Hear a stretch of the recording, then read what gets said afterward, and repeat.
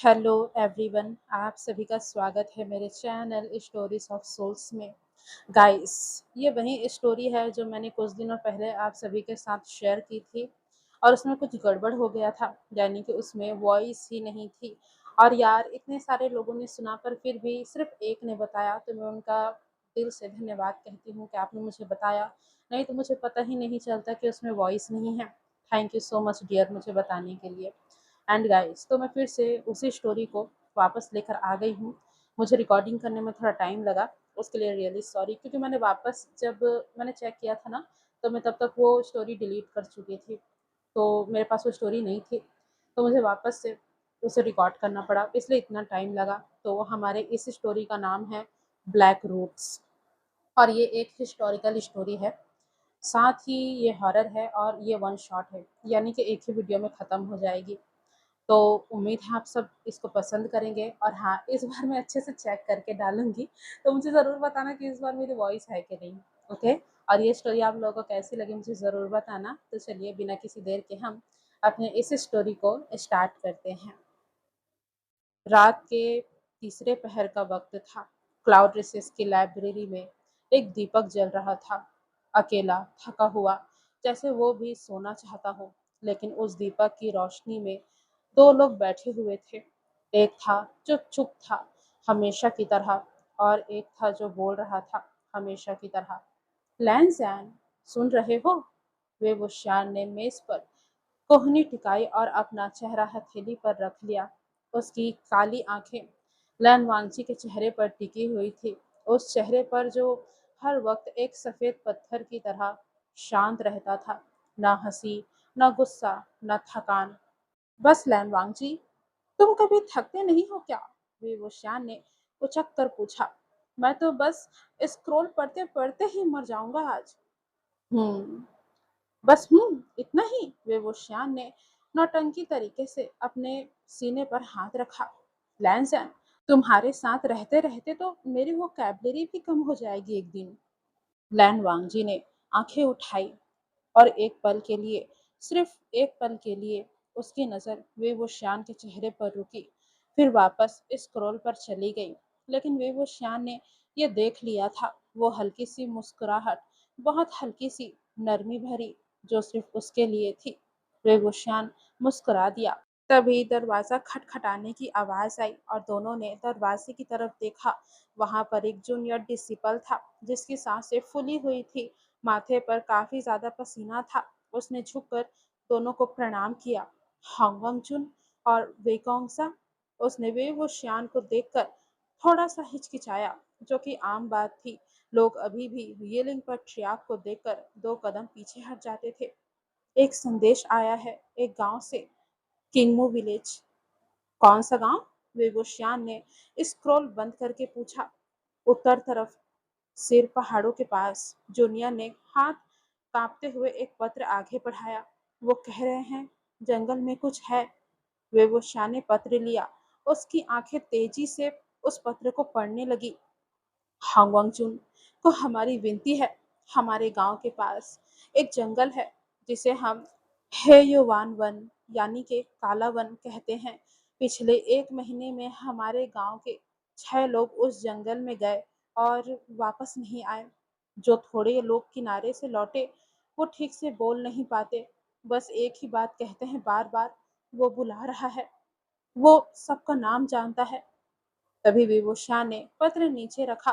कमरे में खामोशी थी। लैंसैन, उसने धीरे से कहा, हम्म, कल सुबह निकलते हैं। लैन वांगची ने एक पल रुककर उसे देखा, फिर वो उठा, अपने रोब्स को उसने ठीक किया। आज रात सो जाओ पहले, लैंसैन ने बोला। विभूषण हंसा। ओ लैंसैन, को मेरी नींद की चिंता हो रही है? बिंग, ठीक है ठीक है। विभूषण ने अपने हाथ उठाए। सो जाता हूँ, लेकिन लैंसैन। वो रुका। लैन वांगची ने पलट कर देखा। विभूषण की आंखों में कुछ था, एक अजीब सी चमक, आधी शरारत, आधी कुछ और। तुम भी सोना, ठीक है? लैन वांगजी का चेहरा नहीं बदला, लेकिन उसने धीरे से, इतने धीरे से कि शायद विभूषण को सुनाई ना दे, कहा, और वहां से चला गया। विभूषण देर तक उस बंद दरवाजे को देखता रहा और मुस्कुराता रहा। रात के 2 बज रहे थे। वेबुशान सो नहीं पा रहा था। वो अपनी खिड़की के पास खड़ा हुआ था। बाहर क्लाउड रिसेस की सफेद इमारतें चांदनी में नहाई हुई थी। हर तरफ शांति थी, वो शांति जो लैन क्लैन को बहुत प्रिय थी। लेकिन वेबुशियान के दिमाग में वो पत्र घूम रहा था। वो सबका नाम जानता है। उसने चैंचिंग को उंगलियों में घुमाया। बांसुरी ठंडी थी। वो हमेशा थोड़ी ठंडी ही रहती थी, जैसे उसे याद हो कि उसका मालिक कहाँ से आया है, किस अंधेरे से आया है। वे वो श्यान को डर नहीं लगता था, लेकिन कभी-कभी, हाँ, कभी-कभी उसे एक अजीब-सी फीलिंग होती थी, जैसे डार्कनेस उसे पहचानती हो, जैसे हर बुरी चीज़ उसकी तरफ अट्रैक्ट होती हो, जैसे वो उसका इंतज़ार करती हो। उसने खिड़की बंद की और बिस्तर पर लेट गया। नींद आने में उसे थोड़ी देर लगी और जब उसे नींद आई तो उसने एक सपना देखा। सपने में एक जंगल था, काला, घना, और उसमें से एक आवाज़ आ रही थी। Wait, wait, तू आएगा, तू जरूर आएगा। अब हम सीधा सवेरे का सीन देखते हैं। अगली सुबह वो दोनों निकले। लैन वांगजी सफेद रोब्स में था, हमेशा की तरह। उसके रोब्स बेदाग थे, बाल सलीके से बंधे हुए थे, बेचैन कमर पर थी। वो ऐसा लग रहा था जैसे किसी पेंटिंग से निकल कर आया हो। बेबोशान उसने काले कलर का रोब्स पहना था, हमेशा की तरह। उसके बाल थोड़े उड़े हुए थे। चैंचिंग उसके हाथों में थी और आंखों में वो शरारत जो कभी पूरी तरह नहीं जाती थी। दोनों साथ चले तो रास्ते पर जो भी मिला रुककर उन्हें देखने लगा। लैंसन, लोग हमें घूर रहे हैं। शायद सोच रहे हैं ये दोनों साथ क्यों जा रहे हैं। या शायद सोच रहे हैं ये दोनों इतने हैंडसम क्यों हैं। लैन वांगजी ने एक पल के लिए अपनी आंखें उठाई। वे वो श्यान को उसकी आंखों में कुछ दिखा, वो हल्की सी वार्मथ जो सिर्फ उसके लिए ही थी। चलो, लैन वांगची ने कहा। वे वो श्यान हंसा और उसके पीछे चल दिया। किंगमो विलेज पहुंचने में लगभग आधा दिन लगा उनको। गांव छोटा था, पहाड़ों की तलहटी में बसा हुआ। घर मिट्टी के थे, छत पुरानी थी, लेकिन सबसे पहली चीज जो दिखी वो थी गांव वालों के चेहरे, जो काफी डरे हुए थे, बहुत ज्यादा डरे हुए। गांव का मुखिया एक बूढ़ा आदमी था जिसका नाम जाओ फुगायो था। उन्हें देखकर वो लगभग रो पड़ा था। हाँ वांगचुन, आप आ गए। उसने हाथ जोड़े और भगवान का शुक्रिया किया। बताओ क्या हुआ है, लैन वांगजी ने शांति से कहा। तभी जाओ फुगायो ने बताया, 1 महीने पहले ये सब शुरू हुआ था। पहले एक लकड़हारा गया उस जंगल में और वापस नहीं आया। फिर 2 नौजवान उसे ढूंढने के लिए गए, वो भी वापस नहीं आए। फिर गांव के सबसे बहादुर आदमी ने कहा कि वो जाएगा, और वो लौटा। लेकिन जो लौटा वो पहले वाला आदमी नहीं था। क्या मतलब, वे वो श्यान ने पूछा। उसकी आंखें, जाओ फुगाई कांपा। उसकी आंखें काली हो गई थी, पूरी काली। और वो एक ही बात कहता था, वो बुला रहा है। रात दिन सोते जागते वो बुला रहा है। वो आदमी अभी कहाँ है, वांगजी ने पूछा। मर गया, बूढ़े ने धीरे से कहा। 3 दिन बाद, कोई बीमारी नहीं थी उसे, बस सो गया और उठा नहीं। जैसे ही जाव फुगायो ने ये कहा, वहां पर खामोशी छा गई। वे वो शान ने लैन वांगजी को देखा। लैन वांगजी की आंखें उस दिशा में थी जहां पहाड़ों के पीछे से एक काला घना साया दिख रहा था। वो और कोई नहीं, वही जंगल था। शाम होने से पहले दोनों जंगल के किनारे पहुंचे। वे वो शान ने रुक कर उसे देखा।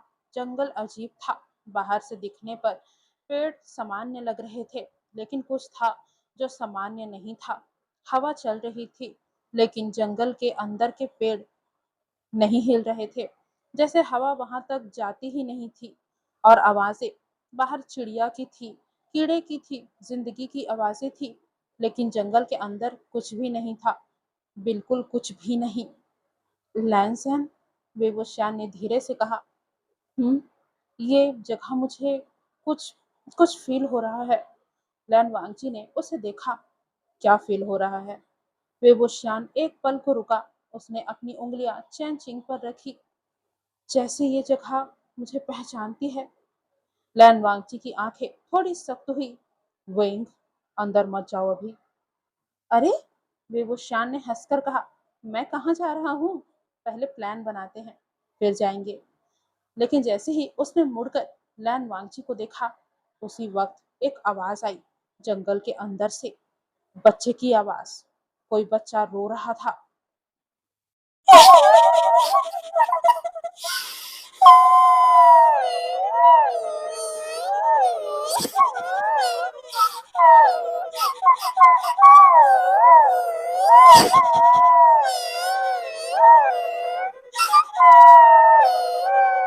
दोनों एक साथ रुक गए। वो वो शान का माथा सिकुड़ा। रुको, लैन वांगची ने कहा। उसकी आवाज में वो अथॉरिटी थी जो उसकी आवाज को अलग बनाती थी। वेंग, ये ल्यूशन हो सकता है, लेकिन अगर कोई बच्चा सच में हुआ तो? वेंग, बेवोशान रुक गया। लैन वांगची उसके करीब आया, इतना करीब कि बेवोशान को उसकी सैंडलवुड की खुशबू महसूस हुई। वो खुशबू जो क्लाउड रिसिस की थी, लैन वांगची की थी, बिल्कुल घर जैसी। आज रात नहीं, लैन वांगची ने कहा, कल सुबह तैयारी के साथ जाएंगे। बेवोशान ने उसकी आंखों में देखा और हाँ कह दिया। रात में वो दोनों उस गांव में ही रुके। जाओ फुगायो ने उन्हें तो कमरे दिए। वेबुश्यान अपने कमरे में बैठा था, चैनजिंग हाथों में लिए हुए। उसका दिमाग जंगल में ही था। वो बच्चे की रोने की आवाज उसके कानों में गूंज रही थी। वो जानता था वो ल्यूशन नहीं था। वो समझता था इन बातों को, लेकिन दिल दिल हमेशा दिमाग की नहीं सुनता। तभी दरवाजा अचानक से खुला। विंग ने उधर देखा तो दरवाजे पर लैंड वांगची था। उसके हाथ में चाय के 2 कप थे। वेबोशियान की आंखें थोड़ी चौड़ी हुई। लैंसन, तुमने चाय बनाई? नहीं विंग, गांव वालों ने दी है। लैंड वांगची ने 1 कप आगे बढ़ाया और दूसरा कप खुद लेकर बैठ गया। ओह, वेवोशान ने कप उठाया। फिर भी तुम लेकर तो आए ना? इतना कहकर वेवोशान मुस्कुराया। लैन वांगजी ने उसकी बातों का कोई जवाब नहीं दिया और वेवोशान हंसा। दोनों चुपचाप बैठे रहे, चाय पीते रहे। बाहर हवा थी, ठंडी पहाड़ी थी। दीपक की रोशनी में लैन वांगजी का चेहरा नरम लग रहा था। लैंसन, हम्म, अगर कल कुछ हो गया तो? कुछ नहीं होगा, लेकिन वेंग, लैन वांगजी ने उसे देखा, सीधे उसकी आंखों में। मैं हूँ, ये 3 शब्द, बस 3 शब्द। लेकिन वे वो शान के सीने में कुछ हुआ। एक वार्मथ, एक फीलिंग उसे बताती थी कि वो अकेला नहीं है। उसने मुस्कुराकर कप नीचे रखा। ठीक है लैंजन, मैं मान लेता हूँ। अब आधी रात को वेवोशियान की आंखें अचानक से खुली। कमरे में उसके अलावा कोई नहीं था, लेकिन खिड़की खिड़की खुली हुई थी और उसमें से वो आवाज आ रही थी, वही बच्चे की रोने की आवाज। बेबुशियान उठा, धीरे धीरे खिड़की के पास गया और बाहर देखा। बाहर काफी ज्यादा अंधेरा था, लेकिन दूर पहाड़ के पीछे जंगल में एक रोशनी थी, नीली, धुंधली सी।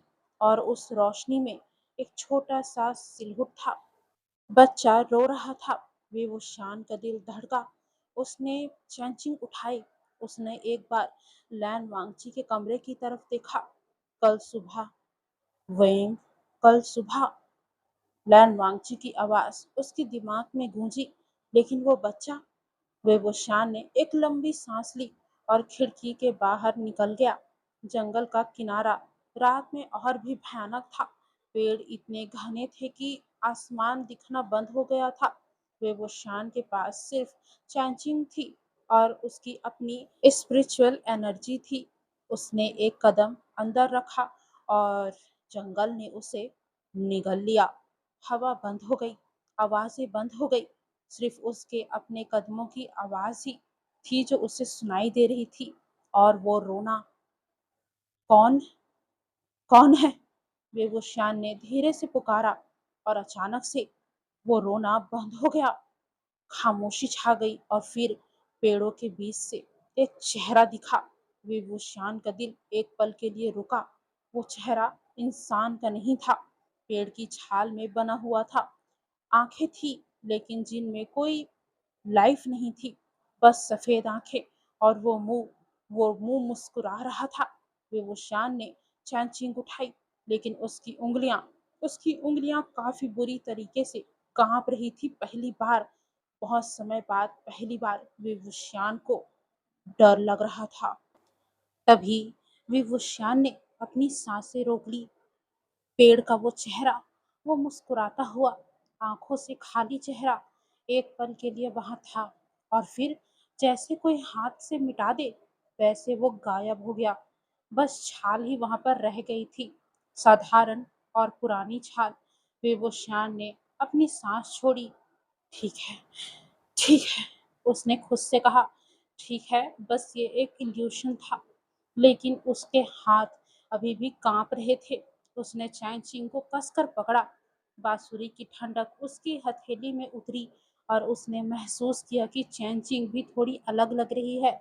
उसका एनर्जी फ्लो जो हमेशा स्मूथ था, हमेशा उसके साथ था, आज वो रुक रुक कर आ रहा है, जैसे जंगल उसे दबा रहा हो। लैंसन सही कह रहे थे, उसने सोचा। मुझे यहाँ नहीं आना चाहिए था। लेकिन लेकिन वो बच्चे की आवाज, वो रोने की आवाज। विवस्वान ने एक कदम और बढ़ाया। जंगल घना था, इतना घना कि 10 कदम चलने के बाद पीछे मुड़कर देखा तो किनारा दिखना बंद हो गया था। पेड़ों की जड़ें जमीन से ऊपर निकली हुई थी, मुड़ी हुई थी, एक दूसरे में उलझी हुई थी। रात में वो जड़ें किसी जानवर के पंजों जैसी लग रही थी। विवस्वान ने ऊपर देखा, उसे आसमान नहीं दिख रहा था। आसमान नहीं था, बस पत्तियां थी, इतनी घनी कि चांद की रोशनी भी नहीं आ रही थी। अंधेरा था, वो अंधेरा जो आंखें बंद करने पर होता है। लेकिन बेबुशान वो देख पा रहा था, थोड़ा थोड़ा, जैसे अंधेरा उसे देखने दे रहा था जानबूझकर। ये जगह मुझे पहचानती है। उसके अपने शब्द उसे याद आए। उसने चैंचिंग उठाई और एक छोटी सी धुन बजाई, एक प्रोटेक्टिव स्पेल। धुन हवा में फैली और बंद हो गई, जैसे दीवार से टकराकर वापस आ गई हो। विवोशियान का माथा सिकुड़ा। चैनचिंग काम नहीं कर रही थी। पहली बार उसकी जिंदगी में चैनचिंग ने उसका साथ नहीं दिया था। ठीक है, उसने दांत भींचे। ठीक है, अलग तरीके से मैं कोशिश करूंगा। वो चलता रहा। 5 मिनट, 10 मिनट, 15 मिनट, और फिर अचानक पेड़ खत्म हो गए।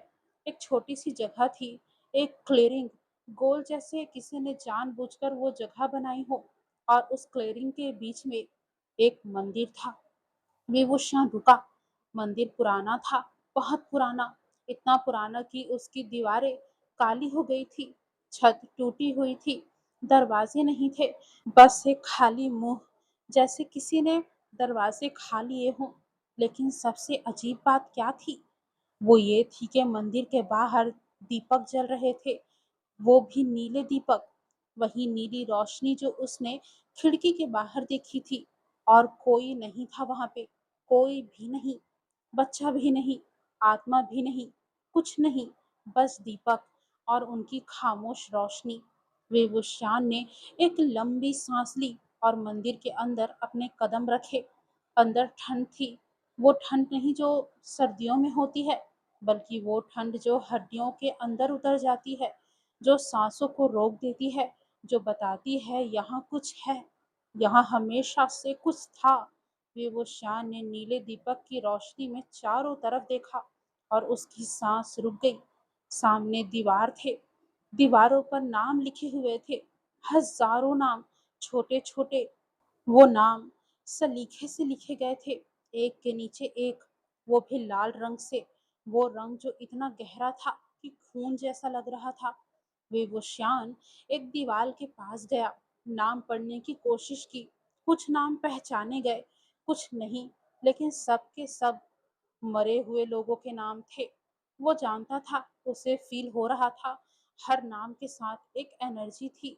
वो एनर्जी जो किसी सोल के जाने के बाद रह जाती है। दुख, डर और दर्द। उसने एक और दीवार देखी, और एक और फिर और आखिरी दीवार। विभूषण उसके पास गया, रोशनी में झुककर उसने देखा, और उसका दिल एक पल के लिए धड़कना बंद हो गया। आखिरी दीवार पर दो नाम थे, बाकी सब नामों से अलग। बाकी सब नाम छोटे थे, और ये दो नाम बड़े थे, जैसे किसी ने ज्यादा जोर देकर लिखा हो। जैसे ये दो नाम बाकी सब नाम से ज्यादा इम्पोर्टेंट थे। पहला नाम था विभूषण, और दूसरा नाम था लैनवांगजी। विभूषण पीछे हट गया, उसकी पीठ दूसरी दीवार से लगी। उसने सांस लेने की कोशिश की, लेकिन हवा जैसे उसके गले में अटक रही थी। मेरा नाम, लहनसान का नाम, ये इस मंदिर में मरे हुए लोगों के बीच? नहीं, उसने धीरे से कहा। उसकी आवाज कांप रही थी। नहीं, ये कैसे, कैसे? तभी दीपक बुझ गए, एक एक करके, पहला, दूसरा, तीसरा, और वहां अंधेरा छा गया, पूरा अंधेरा। तभी विभूषण ने अपनी चैंचिंग उठाई और बचाने की कोशिश की, लेकिन चैंचिंग ने विंग की मदद नहीं की, बिल्कुल भी नहीं। उसमें से कोई आवाज नहीं आया, कुछ भी नहीं। और फिर अंधेरे में से एक आवाज आई, गहरी, पुरानी, ऐसी जो किसी इंसान की नहीं हो सकती थी। विंग, उसने उसका नाम लिया, उसका असली नाम। मैं तेरा इंतजार कर रहा था।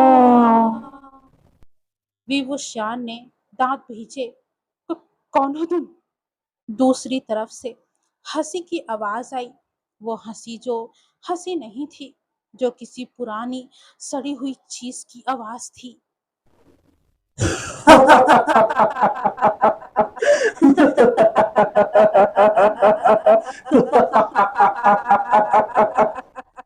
मैं वो हूँ जो हमेशा से था, जो हमेशा रहेगा। वो आवाज घूम रही थी, कभी बाईं तरफ से, कभी दाईं तरफ से, कभी ऊपर से। और तू वो है जो मुझे चाहिए। मैं? विभूषण ने कहा। उसने खड़े होने की कोशिश की, लेकिन उसकी टांगे जवाब दे रही थी। लेकिन उसने खड़े होकर कहा, मुझे, मुझे किस लिए चाहिए तुम्हें? तेरी एनर्जी। आवाज अब उसके कान के पास थी, बिल्कुल पास। तू दो बार जिया है, वे दो बार मरा है। तेरे अंदर वो डार्कनेस है जो मुझे सदियों से चाहिए थी। तू अगर वो मुझे दे दे तो मैं तुझे जाने दूंगा। और लैम्बोर्गिनी। एक पल की वहां पर खामोशी छा गई, और फिर उस एंटिटी ने कहा, लैम्बोर्गिनी को भी जाने दूंगा। उस एंटिटी की बात को सुनकर विभूषण हंसा, वो हंसी जो डर के ऊपर होती है, वो हंसी जो बताती है कि मैं टूटूंगा नहीं। तुमने गलत इंसान को चुना है, विंग ने कहा। मैं अपनी एनर्जी किसी को नहीं देता, और लैन वांगची को। उसकी आवाज में कुछ आया उस वक्त, कुछ जो शब्दों से बड़ा था। लैन वांगची को तो बिल्कुल नहीं दूंगा तुम्हें। तभी अंधेरे में कुछ हिला, और विभूषण को लगा कि कोई उसे छू रहा है। ठंडी, लंबी उंगलियां उसके कंधे पर उसे महसूस हुई। विंग ने उसे झटका दिया, लेकिन अंधेरा और भी ज़्यादा गहरा हो गया और उसकी चेतना धीरे-धीरे धुंधली होने लगी। लहन-सहन, उसके मन में उसने सोचा, लहन-सहन कहाँ हो? कहाँ हो लहन-सहन? और उसी वक़्त गाँव में लैन वांगची की आंखें खुली। वो सोया नहीं था, वो कभी पूरी तरह सोता नहीं था।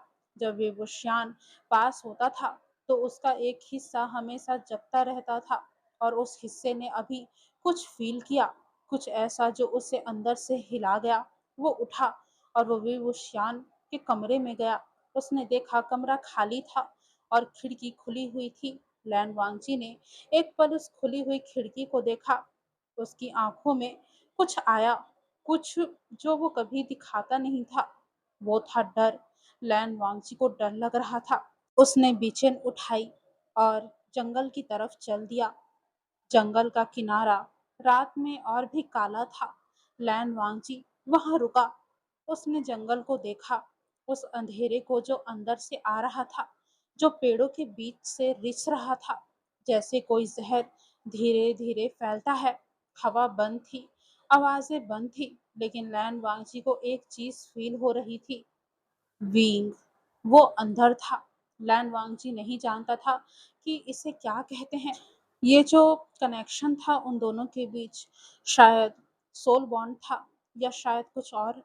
लेकिन जब से वे वो श्यान वापस आया था मोशियानियों के बॉडी में, फिर अपने आप में, लैन वांगजी को वो हमेशा फील होता था, ऐसे जैसे उन दोनों के बीच में एक अदृश्य धागा हो और वो धागा इस वक्त वांगची को खींच रहा था, बहुत ज्यादा तेजी से। वो बता रहा था कि जैसे उसका विंग इस तरफ है। तभी लैन वांगची ने बेचैन निकाली और जंगल में अपना कदम रखा। अंदर घुसते ही हवा बंद हो गई। लैन वांगची रुका नहीं। उसने एक प्रोटेक्टिव स्पेल चलाई, लैन क्लैन की सबसे पुरानी टेक्निक। सफेद रोशनी उसके हाथ से निकली और हवा में फैल गई। रोशनी टिकी थोड़ी देर तक और फिर धीरे धीरे बुझने लगी, जैसे कोई उसे पी रहा हो। लैन वांगजी ने अपनी आंखें सिकोड़ी। यहाँ की डार्क एनर्जी बहुत पुरानी है, उसने सोचा, सदियों पुरानी। उसने और एनर्जी लगाई। रोशनी फिर से आई। इस बार उसने उसे अपने आसपास ही रखा, एक शील्ड की तरह, और चलता रहा। पेड़ घने थे, पेड़ जमीन से ऊपर थे। उन्हें देखकर ऐसा लग रहा था कि वो मजबूत दीवारें हों। तभी अचानक लैन वांगची ने देखा कि पेड़ों की छाल पर चेहरे बने थे, वो चेहरे जो उसे देख रहे थे। लैन वांगची ने एक बार देखा सीधे और बिना डरे वहां से आगे बढ़ गया। डर उसे नहीं था, सिर्फ एक चीज थी जो उसके दिमाग में थी, और वो था विंग। 5 मिनट बाद इल्यूशन शुरू हुआ। पहला इल्यूशन।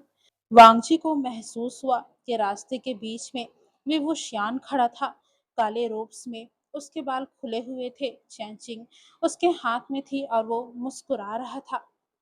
लैंसन, उसने अपना हाथ हिलाया। आ गए, मुझे पता था तुम आओगे। लैन वांगजी रुका। उसने उस फिगर को देखा, एक पल, 2 पल। विंग नहीं हो तुम, उसने शांति से कहा। फिगर का मुस्कुराना अचानक से बंद हो गया। क्यों? उसकी आवाज नहीं बदली, वो वही आवाज थी, बिल्कुल वेवूशियान की आवाज, लेकिन उसमें कुछ था जो गलत था। मैं वेवूशियान हूँ, तुम्हारा विंग नहीं। तुम विंग नहीं हो। तुम्हें कैसे पता? लैन वांगची ने कहा। विंग कभी खुद को तुम्हारा नहीं कहता। एक पल के लिए वहां खामोशी छा गई और फिर वो फिगर पिघल गया, जैसे मोम पिघलता है, जैसे वो वहां था ही नहीं। लैन वांगजी चलता रहा। फिर दूसरा इल्यूशन शुरू हुआ। दूसरा इल्यूशन तो और भी ज्यादा क्रूअल था। वेवोशान जमीन पर था, उसकी आंखें बंद थी, सांसें नहीं चल रही थी।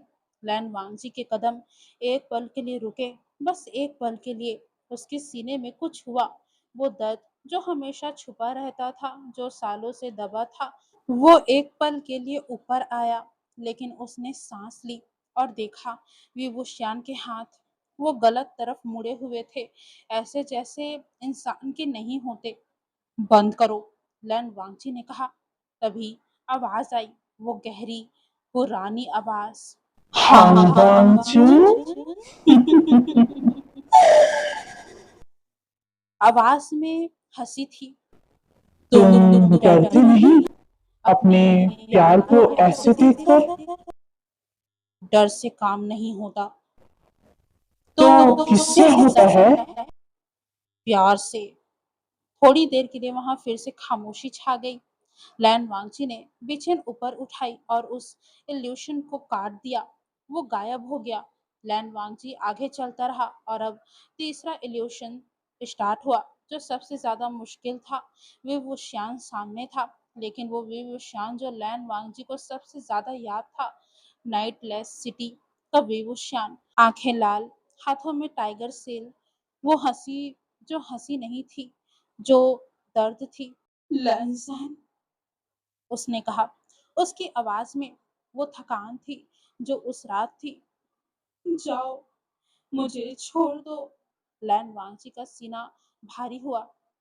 नहीं विंग, मैं ठीक नहीं हूँ, विंग ने कहा। उसकी आवाज टूट रही थी। मैं कभी ठीक नहीं था, तुम जानते हो तो क्यों? विंग, क्यों आते हो हर बार? क्यों? क्योंकि, लैन वांगची ने कहा। उसकी शांत पैनी नजर उसे देख रही थी। तुम जहां जाओगे मैं वहां जाऊंगा। मैं तुम्हें कभी नहीं छोड़ सकता, कभी भी नहीं। और मैं अच्छे से जानता हूँ तुम यहीं कहीं हो, मेरे सामने तुम जो कोई भी हो। मैं जानता हूँ तुम विंग नहीं हो। तो मेरी बात कान खोल कर सुनो। तुम चाहते हो यहाँ से जब मैं आऊं वहां पर? जैसे ही लैन वांगची ने ये कहा, वो फिगर कांपा और लैन वांगची ने ये देखा। उसकी आंखों में कुछ था जो एंटिटी का नहीं था, कुछ जो विवुशियान का था, असली विवुशियान का। वो यही है। लैन वांगची ने सोचा कि उसका विवुशियान उसके पास ही है। उसने बेचैन से उस इल्यूशन को हटाया और दौड़ने लगा। थोड़ी देर बाद उसे वो मंदिर दिखा। लैन वांगजी एक पल के लिए रुका। मंदिर के बाहर नीले दीपक बुझे हुए थे। दरवाजे की जगह बस अंधेरा था, लेकिन उस अंधेरे में से एक हाथ दिख रहा था। जमीन पर उसके काली आस्तीन दिख रही थी। लैन वांगजी के मुंह से एक शब्द निकला, वेंग, और वो अंदर गया। मंदिर के अंदर भी वो शांत था, जो जमीन पर बेहोश नहीं लेकिन आधी चेतना में था। उसकी आंखें आधी खुली हुई थी लेकिन धुंधली थी। उसके हाथ में चैंचिंग थी लेकिन उसकी पकड़ ढीली थी।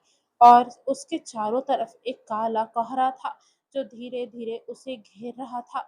विंग, लैन वांगजी उसके पास पहुंचा और घुटनों पर बैठ गया। उसका चेहरा अपने हाथों में लिया। वेंग की आंखों ने फोकस किया कि आखिरकार उसको किसने टच किया है।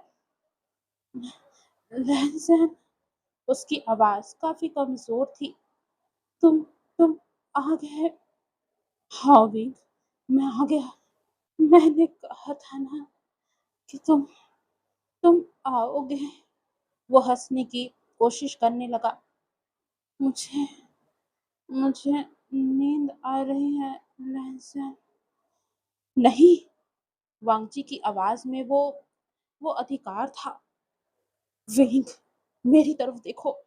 विंग, कोशिश करो आंखें खोलने की। विवुशियान ने वांगजी की तरफ देखा और लैन वांगजी ने यह महसूस किया कि वो काला कहरा विवुशियान को खींच रहा था, उसकी एनर्जी को, उसके सोल को। उसने विवुशियान का हाथ पकड़ा कसकर और बोला, विंग, छोड़ना मत, चाहे कुछ भी हो जाए। विवुशियान ने उसकी उंगलियों को पकड़ा काफी कमजोरी से। लैंसन, वो नाम। उसने दीवार की तरफ देखा। दीवार पर हमारे नाम हैं। लैन वांगची ने उस दीवार की तरफ देखा। उसकी आंखें उन दो नामों पर टिकी, लैन वांगची और विवुशियान। और फिर वो आवाज आई, वो गहरी, पुरानी, भयानक आवाज। हांगकांगचू। आवाज मंदिर में गूंजी। तुम भी आ गए। अच्छा हुआ, मुझे दोनों चाहिए थे। लैन वांगजी खड़ा हो गया। वे वो श्यान का हाथ अभी भी उसने पकड़ा हुआ था। कौन हो तुम? उसने पूछा। कमांड था उसमें, सवाल नहीं। मैं मैं वो हूँ जो इस जंगल से पहले था, जो इन पहाड़ों से पहले था। एक कल्टीवेटर था मैं, बहुत समय पहले। इमोर्टैलिटी चाहिए थी मुझे, सोल चाहिए थी, हजारों सोल्स। और अब मुझे बस दो सोल्स चाहिए। आवाज वे वो शान की तरफ से आई। उसकी जो दो बार जी चुका है, जिसके अंदर डार्कनेस और लाइटनेस दोनों है, और तुम्हारी जो इतनी प्योर है कि सदियों तक चलेगी। लैन वांगची ने बिचन और कसकर पकड़ी। विवुशियान ने नीचे से कहा, लहनजैन, सुनो मत इसे, जाओ, यहाँ से जाओ लहनजैन। नहीं विंग, मैं नहीं जाऊंगा तुम्हें छोड़कर। लहनजैन, नहीं। लैन वांगची ने नीचे देखा। विवुशियान को देखा उसने, उस चेहरे को जो उसे पूरी दुनिया से ज्यादा प्यारा था। मैंने एक बार तुम्हें जाते देखा था, दोबारा ऐसा नहीं देख पाऊंगा मैं विंग। विंग की आंखें भर आई। उसने कुछ नहीं कहा। कहने के लिए उसके पास अब शब्द नहीं थे। बहुत प्यार है तुम्हें उससे। उस एंटिटी की आवाज में कुछ था, क्यूरियोसिटी। इतने सालों में कोई ऐसा नहीं आया जो डरा नहीं, जो रुका है। प्यार में डर नहीं होता, लैन वांगची ने कहा। होता है। उस एंटिटी ने कहा। तुम्हें भी है उसे खोने का डर। मैं देख सकता हूँ तुम्हारे अंदर वो डर जो तुम कभी दिखाते नहीं हो, है ना? लैन वांगजी चुप रहा। उसे दे दो मुझे, उस एंटिटी ने कहा। और मैं तुम्हें जाने दूंगा यहाँ से। तुम जियोगे, खुश रहोगे, उसे भूल जाओगे। जैसे ही एंटिटी ने यह कहा, एक पल के लिए वहां खामोशी रही। नहीं, लैन वांगजी ने कहा। क्यों? क्योंकि उसके बिना जीना जीना नहीं है। तभी नीचे से एक आवाज आई, कमजोर, थकी हुई, लेकिन उसमें वो हंसी थी, वो हंसी जो कभी पूरी तरह जाती नहीं थी। लहनसैन, विवुशियान ने कहा। लैन वांगची ने नीचे देखा। तुम बहुत ड्रामेटिक हो। विवुशियान की आंखों में आंसू थे, लेकिन वो मुस्कुरा रहा था। इतनी रोमांटिक बातें यहाँ इस भूतिया मंदिर में तुम कैसे कह सकते हो, लैनजैन? लैन वांगजी का चेहरा नहीं बदला, लेकिन उसके कान बहुत हल्के से लाल हो गए। उठो, लैन वांगजी ने कहा। मुझसे उठा नहीं जा रहा, विंग ने कहा। लैन वांगजी ने पिचन को म्यान में रखा और झुका, और विवुशियान को उठाया। एक हाथ पीठ के नीचे और एक हाथ घुटनों के नीचे। विवुशियान की सांसें थोड़ी रुकी। लैंस है, ये क्या? चैंचिंग पकड़ो विंग, मैं खुद चल सकता हूँ, तुम नहीं चल सकते। विवुशियान ने कुछ कहने की कोशिश की, और फिर वो चुप हो गया, क्योंकि लैन वांगची सही था, उसके पैर काम नहीं कर रहे थे। एंटिटी की एनर्जी उसे अंदर से खोखला कर रही थी। उसने चैनचिंग पकड़ी और लैन वांगजे के सीने में अपना चेहरा छुपा लिया। जाने नहीं दूंगा। एंटिटी की आवाज गरजी। मंदिर हिला, दीवारें कांपी, नामों वाली दीवारें, वो नाम जलने लगे। लाल से वो काले हो गए थे, जैसे एंटिटी गुस्से में था और वो उस गुस्से को दिखा रहा था। लैन वांगजी ने विवुशियान को कसकर पकड़ा। काला कोहरा उनकी तरफ आया। लैन वांगजी ने सांस ली और वांगजी बजाने लगा। नहीं, गुचैन नहीं था उसके पास, लेकिन एक टेक्निक थी, लैन क्लैन की सबसे पुरानी टेक्निक, जो सिर्फ तब काम आती थी जब दो लोग साथ हो, जब दो एनर्जीज एक हो। उसने विवुशियान का हाथ लिया। वेंग, उसने कहा, चैंचिंग बजाओ। यहाँ अभी, विवुशियान ने कहा। लहज़ैन, मेरी एनर्जी लो विंग। विभूषण रुका। क्या? मेरी एनर्जी लो विंग? लैन वांगची ने दोबारा कहा। मैं दूंगा तुम्हें। तुम लो और चैंचिंग बजाओ। विभूषण की आंखें चौड़ी हुई। ये टेक्निक, ये एनर्जी ट्रांसफर, ये सब तब होता था जब दो लोगों के बीच। लहसैन, उसने धीरे से कहा। ये विंग? लैन वांगची ने उसे देखा, सीधे बिना कुछ छुपाए। विश्वास करते हो मुझ पर? एक पल के लिए, थोड़ी देर के लिए विंग रुका। विवस्वान की आंखें नम थी। हाँ, उसने कहा, मैं हमेशा से तुम पर विश्वास करता हूँ वांगजी। और लैन वांगची ने विंग के अंदर अपनी एनर्जी डाली। लैन वांगची की एनर्जी विवस्वान में आई, गर्म, सफेद और शुद्ध। और विवस्वान की डार्क एनर्जी उसमें मिल गई। वो डार्क एनर्जी जो उसकी थी, जो उसका हिस्सा थी, दोनों मिले, लाइट और डार्क। और विवस्वान ने चैंचिंग उठाई और बजाई। वो धुन वो धुन जो निकली, वो लैन वांगची की एनर्जी और विवस्वान की एनर्जी से बनी थी। वो धुन जो अकेले किसी एक की नहीं हो सकती थी। मंदिर में रोशनी आई, काला कोहरा हिला, एंटिटी चीखने लगी। नहीं, ये नहीं, तुम दोनों, ये कैसे? दीवारें टूटने लगी, नाम मिटने लगे। विभूषण बजाता रहा, लैन वांगजी उसे पकड़े रहा। और जंगल जंगल कांपने लगा। मंदिर टूट रहा था, दीवारें कांप रही थी, छत से पत्थर गिर रहे थे। नामों वाली दीवारें, वो हजारों नाम जो लाल रंग से लिखे हुए थे, वो एक एक करके मिट रहे थे, जैसे कोई उन्हें मिटा रहा हो, जैसे वो सोल्स आजाद हो रही हो। वे वो शान बजाता रहा। चैंचिंग की धुन मंदिर में गूंज रही थी। वो धुन जो सिर्फ उसकी नहीं थी, लैन वांगची की एनर्जी उसमें थी, सफेद और काली, शुद्ध और अंधेरी, दोनों एक साथ। और वो एंटिटी चीख रही थी। बंद करो, बंद करो इसे, बंद करो, बंद करो। आवाज टूट रही थी। वो जो सदियों से शांत था, वो हिल रहा था, डर रहा था। वहीं विभूषण की आंखों में एक चमक थी। वो चमक जो तब आती है जब वो जीतने वाला होता है, लेकिन उसे फील नहीं हुआ। वो एक पल जब सब कुछ बदला। चैंचिंग की धुन में एक गलत नोट आई, बस एक गलत नोट। अभी वो शान ने खुद फील किया कि उसकी उंगलियां कांपी। उसकी एनर्जी जो अभी लैन वांगजी की एनर्जी के साथ बह रही थी, वो एक पल के लिए रुकी। और उस एक पल में उस एंटिटी ने मौका देख लिया। काला कोहरा जो मंदिर के कोने में सिमट रहा था, अचानक से तेज हुआ। और विवुश्यान की तरफ नहीं आया, बल्कि लैन वांगची की तरफ आया। लहन! विभूषण चिल्लाया, लेकिन तब तक देर हो गई थी। कोहरा लैन वांगजी से टकराया, उसकी शील्ड से वो दूसरी शील्ड टकराई। और लैन वांगजी की जो एनर्जी थी, वो बहुत ज्यादा स्ट्रांग थी। कोहरा वापस गया, लेकिन उस एक पल में जब लैन वांगजी की अटेंशन उस अटैक पर गई, विभूषण का हाथ छूट गया। विभूषण को लगा जैसे कोई उसे अंदर से खींच रहा है। वो डार्कनेस जो उसके अंदर हमेशा से थी, जो ब्यूरियल माउंट्स की थी, जो रिसेंट फुल एनर्जी की थी, जो जाग गई थी अब। एंटिटी ने उसे नहीं छुआ, एंटिटी उसके अंदर घुस गई थी। लैन वांगजी ने पलट कर देखा। वेवोशियान खड़ा था, लेकिन वो वेवोशियान नहीं था।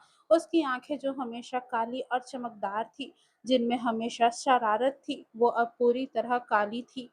वो सफेद हिस्सा भी नहीं था अब उसमें, बस था तो सिर्फ अंधेरा।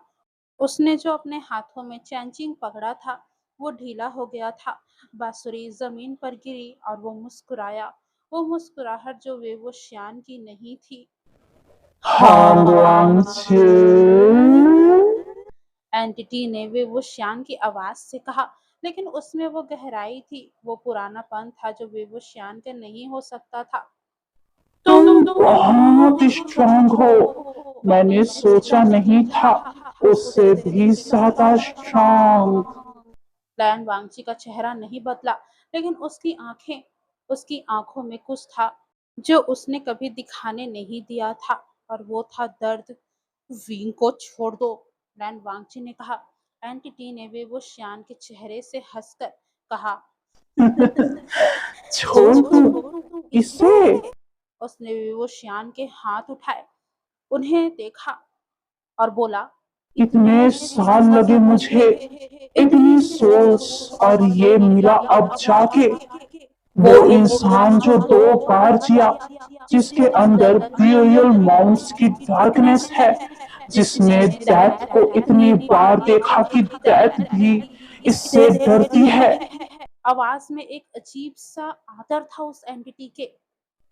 नहीं छोड़ूंगा इसे, इसे बिल्कुल भी नहीं छोड़ूंगा। तो मैं लेकर जाऊंगा उसे। कैसे? एंटिटी ने बेचैन की तरफ देखा। मारोगे इसे? अपने वेन को मारोगे? लैन वांगची चुप रहा। नहीं मारोगे ना? एंटिटी ने कहा, मैं जानता हूँ तुम्हारे लिए ये पूरी दुनिया से बड़ा है। तुम इसे एक खरोच भी नहीं लगने दे सकते। सच कहा ना? और ये वाकई में सच भी था। लैन वांगजी जानता था कि एंटिटी जो बोल रहा है वो सच है, और एंटिटी भी जानता था कि वो जानता है। एंटिटी ने वेवोशियान का हाथ उठाया और लैन वांगजी की तरफ बढ़ा। लैन वांगजी पीछे नहीं हटा। तुम्हें एक चांस देता हूँ। एंटिटी ने कहा, जाओ, इस जंगल से निकल जाओ, मैं तुम्हें जाने दूंगा। विंग के बिना नहीं जाऊंगा। वेंग अब मेरा है।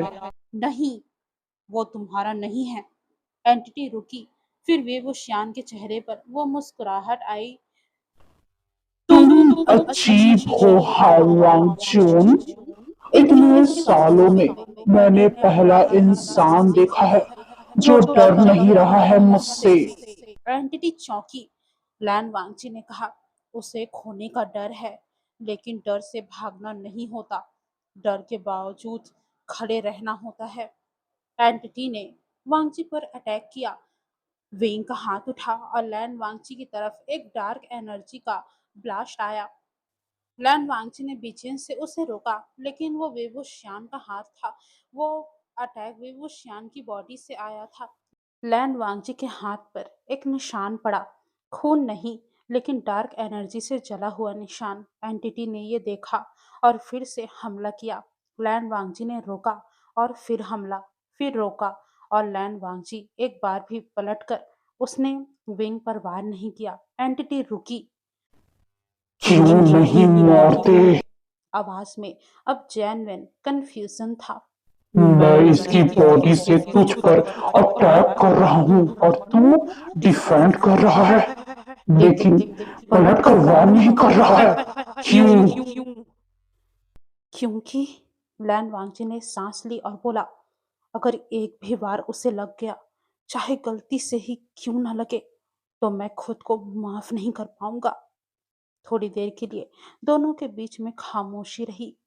तू पागल हो गया है। एंटिटी ने कहा, शायद।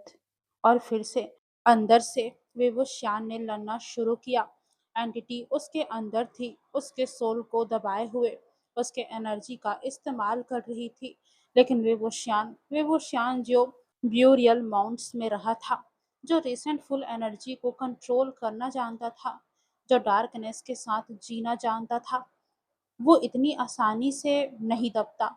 अंदर उसके माइंड में एक लड़ाई थी, एंटिटी की डार्कनेस और विभूषियान की अपनी डार्कनेस के बीच। तुम मेरा है। एंटिटी ने कहा, तेरी ये एनर्जी, ये भी मेरी है। नहीं, विभूषियान ने कहा, ये मेरी है। मैंने इसे अर्जित किया है, दर्द से, मौत से, वापसी से। तू इसे नहीं ले सकता। तू थका हुआ है, एंटिटी ने कहा, लड़ लड़ के थक गया है। छोड़ दे, आराम कर, मैं संभाल लूंगा। छोड़ दे। और बेहोशियान एक पल के लिए रुका, क्योंकि एंटिटी सच कह रही थी। वो थका हुआ था, सालों से जीने से, मरने से, वापस आने से, हर बार खुद को साबित करने से वो थका हुआ था। थक गया हूँ, उसने सोचा। और फिर बाहर से एक आवाज आई, लैन वांगजी की आवाज। वेंग। बस 2 शब्द, लेकिन उन 2 शब्दों में सब कुछ था। वो सब कुछ जो लैन वांगजी कभी कहता नहीं था, लेकिन हमेशा से था। मैं हूँ, मैं यहाँ हूँ, तुम अकेले नहीं हो। वेवोशियान की आंखें अंदर से भर आई। थका हूँ, उसने सोचा, लेकिन अभी नहीं, अभी एक काम बाकी है। और उसने एंटिटी को धकेला बाहर। वेवोशियान का शरीर कांपा। लैन वांगजी ने ये देखा, एंटिटी ने चीखा, नहीं, रुक जा। विवोशियान की आंखें एक पल के लिए वापस आई। वो काली नहीं थी, वो उसकी अपनी आंखें थी। लहनसहन, उसने कहा। आवाज उसकी टूट रही थी, कमजोर थी, लेकिन उसकी अपनी थी। लहनसहन, चैंचिंग जमीन पर है, उठाओ। विंग, उठाओ लहनसहन, उसने कहा। उसकी आंखें फिर से काली होने लगी थी। जल्दी, वो वापस आ रहा है।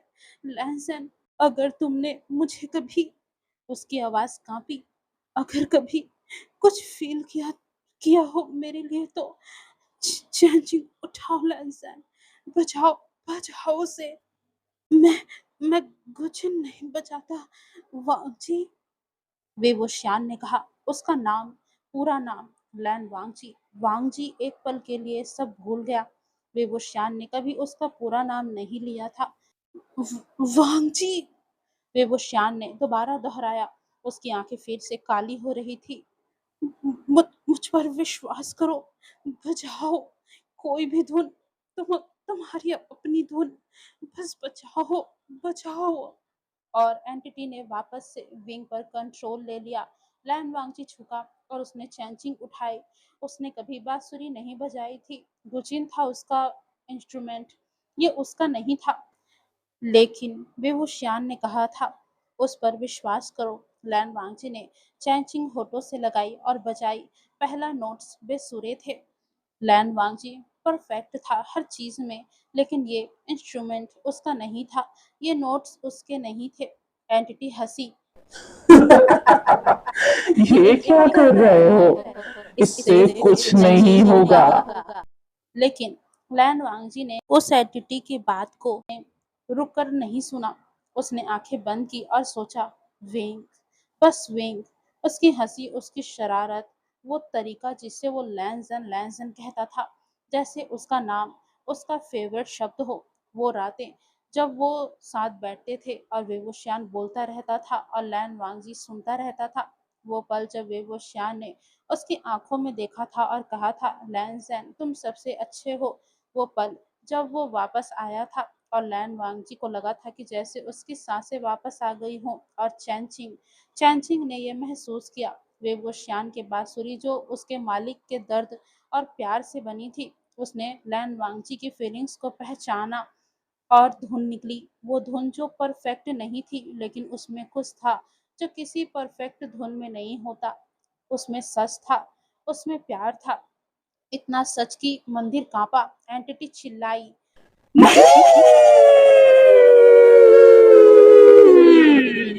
वे वो श्यान के अंदर वो डार्कनेस जो एंटिटी की थी, वो हिली और वे वो श्यान ने अंदर से पूरी ताकत से उसे धकेला। वे वो श्यान के मुंह से एक आवाज निकली। वो चीख नहीं थी, वो एक गाना था। चैंचिंग की धुन के साथ उसके अंदर से एक काउंटर मेलोडी निकली, उसकी अपनी, वो मेलोडी जो उसने कभी किसी को नहीं सुनाई थी, वो मेलोडी जो उसने ब्यूरियल माउंट्स में अकेले रातों में गाई थी, जब उसके पास कोई नहीं था। दोनों धुनें मिली, लैन वांगजी की और वेवो श्यान की, बाहर और अंदर एक साथ।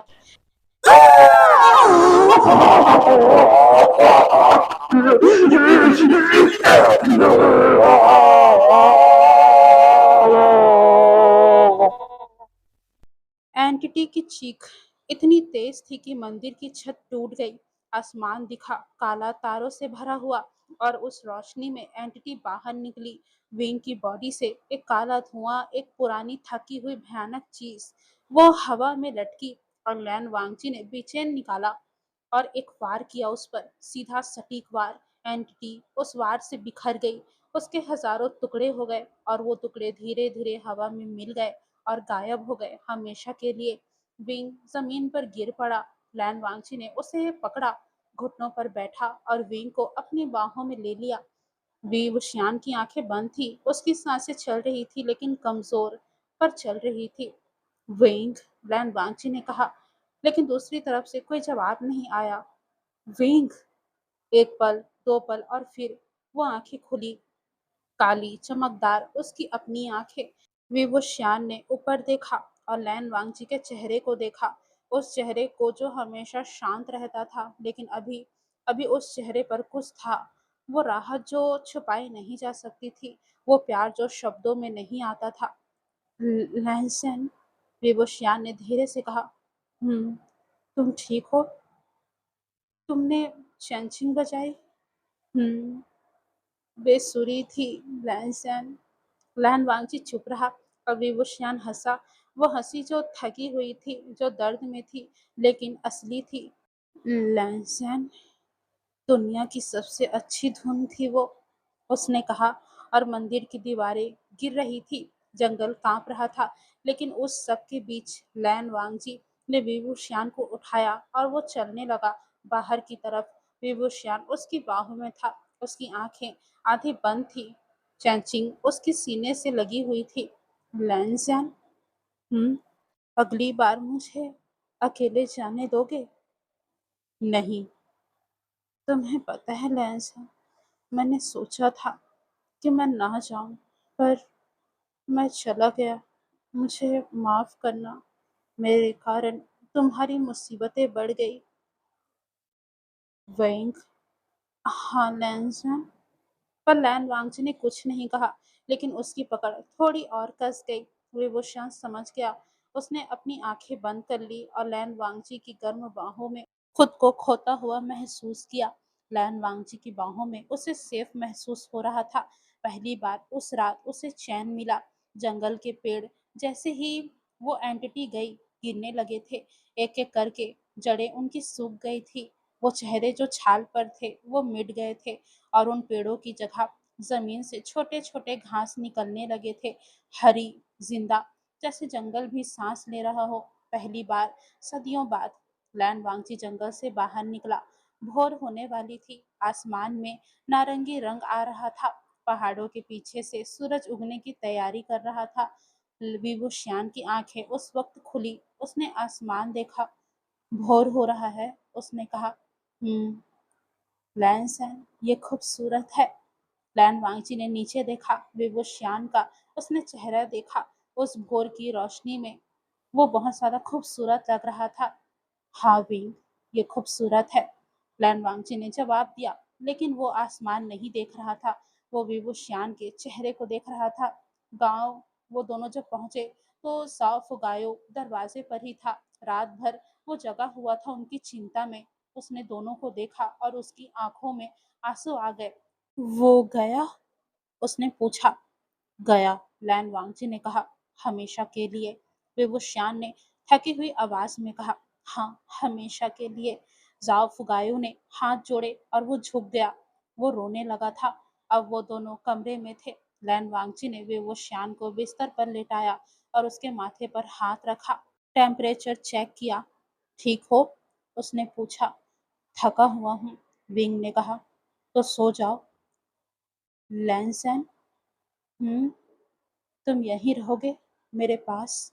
लैन वांगची ने एक पल उसे देखा, फिर वो कुर्सी खींचकर बिस्तर के पास बैठ गया और बोला, हाँ, मैं यहीं रहूंगा।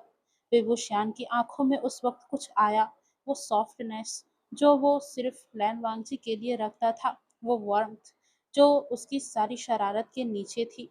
लैन सैन, उसने धीरे से कहा, हम्म मुझसे बात करते रहो, कुछ भी, जब तक मैं सो ना जाऊं। लैन वांगजी, जो बहुत कम बोलने के लिए जाना जाता था, एक पल के लिए रुका और फिर उसने कहा, क्लाउड रेसिस में एक नियम है। और विभूषण हंसा। क्या? रात को शोर मत करो। तुम अभी भी नियम सुना रहे हो? तुमने कहा था ना, कुछ भी। विभूषण की हंसी और गहरी हुई। वो हंसता रहा और धीरे धीरे हंसते हंसते सो गया। लैन वांगजी उसे देखता रहा, उस चेहरे को जो अब शांत था, जो सो रहा था, जो सेफ था। उसने धीरे से विभूषण के बालों से एक लट हटाई, बहुत धीरे से, ताकि उसकी नींद ना टूटे। और उसने मन में कहा, वो बात जो उसने कभी जोर से नहीं कही थी, जो शायद कभी वो कह भी नहीं पाएगा, लेकिन जो हर पल हर सांस में था, कहीं मत जाना। और वहीं हम बाहर का सीन देखते हैं।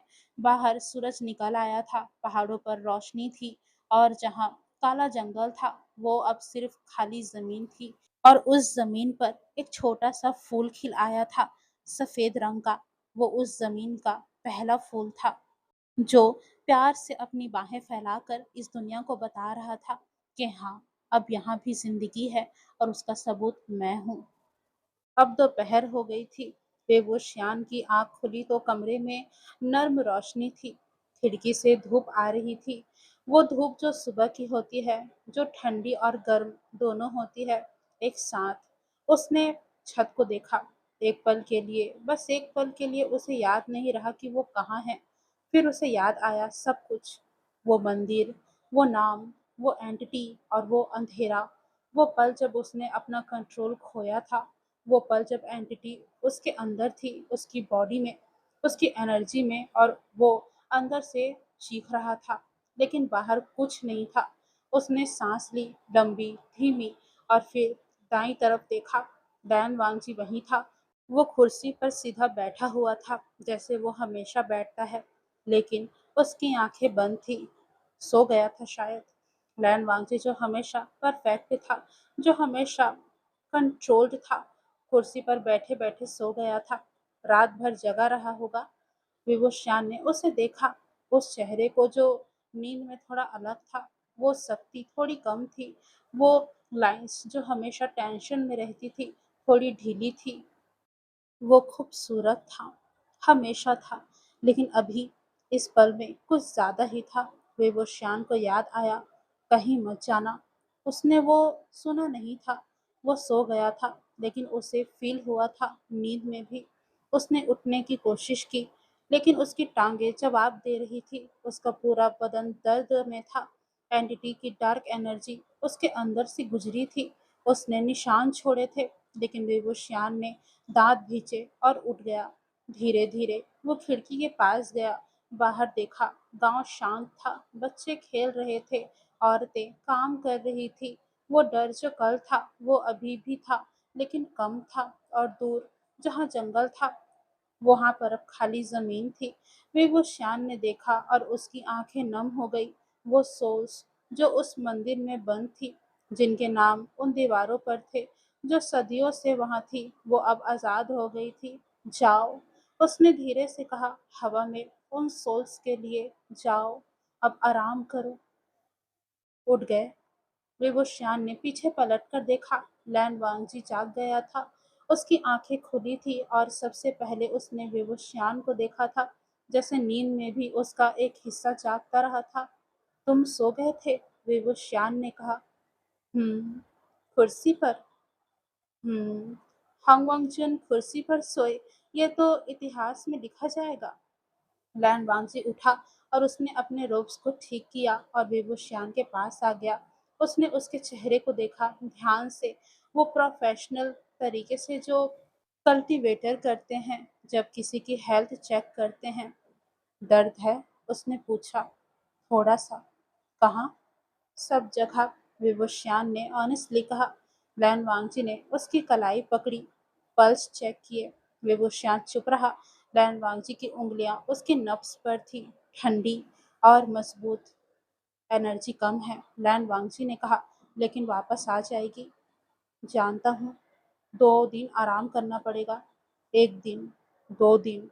लैन जैन। 2 दिन, लैन वांगजी ने दोबारा दोहराया। उसकी आवाज में कोई बहस की जगह नहीं थी। बेबोशियान ने उसे देखा और हार मान ली। ठीक है, 2 दिन। अब उनके लिए खाना आया। जाओ फुगायो की बेटी लेकर आई थी, गर्म सूप, रोटी और कुछ सब्जियां। बेबोशियान ने खाना देखा और नाक सिकोड़ी। लैंसैन, मुझे वाइन चाहिए। नहीं, बस थोड़ी सी। नहीं, तुम बहुत बोरिंग हो। लैन वांगची ने सूप का कटोरा उसके हाथ में रख दिया। बेबूशान ने उसे देखा, उस कटोरे को देखा और सूप पीने लगा, बिना और कोई आर्ग्यू किए। लैन वांगची ने उसे देखा और उसकी आंखों में बहुत हल्के से कुछ आया। वो सेटिस्फैक्शन जो तब होती है जब जब जो आपका प्यार हो वो आपके सामने सेफ हो। अब शाम को दोनों बाहर बैठे थे। गांव के बाहर एक छोटी सी जगह थी, एक पत्थर की दीवार, उसके पीछे पहाड़ थे। शाम की हवा ठंडी थी। बेबोशियान हाथ में चैंचिंग लिए वहां पर बैठा था। वो उसे घुमा रहा था, उंगलियों में बजा नहीं रहा था, बस घुमा रहा था। लैंसन, उसने कहा। तुमने चैंचिंग बजाई? हाँ, पहले कभी नहीं बजाई थी ना? नहीं। बेबोशियान ने लैन वांगची को देखा। तो तुमने ये कैसे किया? लैन वांगची चुप रहा। सच में पूछ रहा हूँ, बेबोशियान ने कहा। चैंचिंग मेरी है, वो मेरे साथ है, वो किसी और की एनर्जी एक्सेप्ट नहीं करती, लेकिन तुम्हारे साथ उसने की। लैन वांची ने दूर देखा, पहाड़ों की तरफ। मुझे नहीं पता, उसने आखिरकार कहा। लैन सैन, सच में? उसने बेबोशियान की तरफ देखा। मुझे नहीं पता कि एक्चुअली क्या हुआ, मैंने बस सोचा। क्या सोचा? एक पल लैन वांगजी का चेहरा, जो हमेशा शांत था, थोड़ा अलग लगा उस वक्त, जैसे वो कुछ कहना चाहता हो जो उसे कहना नहीं आता। तुम्हें, उसने कहा, बस एक शब्द, और बेबोशियान की सांसें थोड़ी रुकी। मैंने तुम्हें सोचा, लैन वांगजी ने कहा। उसकी आवाज़ शांत थी, लेकिन उसमें कुछ था, वो कुछ जो वो आम तौर पर छुपाता है। तुम्हारी हंसी, तुम्हारी आवाज़, वो तरीका जिससे तुम मेरा नाम लेते हो। दोनों के बीच एक पल के लिए खामोशी रही, और चैंचिंग ने ये मान लिया। बस, और आगे मुझे नहीं पता। बेबोशियान उसे देखता रहा काफी देर तक। शाम की रोशनी में लैन वांगची का चेहरा बहुत खूबसूरत लग रहा था, नारंगी, और जो सूरज की हल्की रोशनी थी, वो उसके चेहरे पर जब पड़ रही थी, तो वांगजी सोने की तरह चमक रहा था। वो बहुत अलग लग रहा था। वो हार्डनेस नहीं थी, वो डिस्टेंस नहीं थी, बस वो था लैन वांगची, सबसे ऑनेस्ट इंसान जो वेवोशियान ने कभी देखा था। लैनसैन, वेवोशियान ने धीरे से कहा। हम्म, तुम जानते हो ना? उसने चैंचिंग नीचे रखी। चैंचिंग किसी की एनर्जी तभी एक्सेप्ट करती है जब उस इंसान की फीलिंग्स जेन्युइन हो, बहुत ज़्यादा जेन्युइन। लैन वांगजी ने कुछ नहीं कहा। मतलब? वेवोशियान ने कहा। उसकी आवाज़ में अब वो शरारत नहीं थी। चैंचिंग ने तुम्हें इसलिए एक्सेप्ट किया क्योंकि तुम जो फील करते हो वो सच है? जानता हूँ। और तुम्हें पता है कि मैं जानता हूँ? जानता हूँ। और फिर भी तुमने कहा? हाँ। बेबोशियान ने एक लंबी सांस ली और हंसा, लेकिन इस बार वो हंसी अलग थी। वो हंसी जो तब आती है जब सीना भर जाए, जब कुछ ऐसा हो जो तुम उम्मीद नहीं करते थे लेकिन हमेशा चाहते थे। लैन, उसने कहा। मैं भी। लैन वांगची ने उसे देखा। मैं भी, बेबोशियान ने दोबारा दोहराया। वो सब जो तुम फील करते हो, मैं भी करता हूँ, बहुत समय से। शायद शायद पहले दिन से ही। दोनों के बीच में कुछ देर खामोशी रही।